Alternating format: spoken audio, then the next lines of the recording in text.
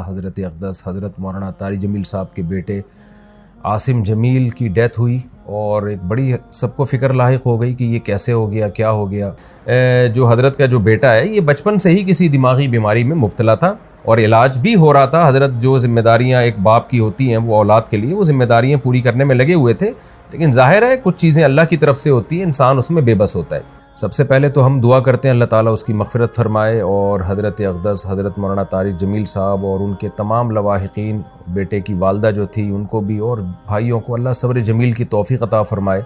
यहाँ बहुत से लोग ये सवाल उठा रहे हैं कि इतना दीनदार घराना और बेटे ने ख़ुदकुशी कर ली। हर ख़ुदकुशी डिप्रेशन में ही होती है, टेंशन में ही होती है, खुशी में तो कोई भी ख़ुदकुशी नहीं करता। याकूब अलैहिस्सलाम को हम देख लें ना कि सारी ज़िंदगी बेटे के गम में रोते रहे मगर ख़ुदकुशी की तरफ नहीं गए। अमल को ख़ुदकुशी करार देना ये किसी भी तरह से ये बात दुरुस्त नहीं है और ये एक इल्ज़ाम है।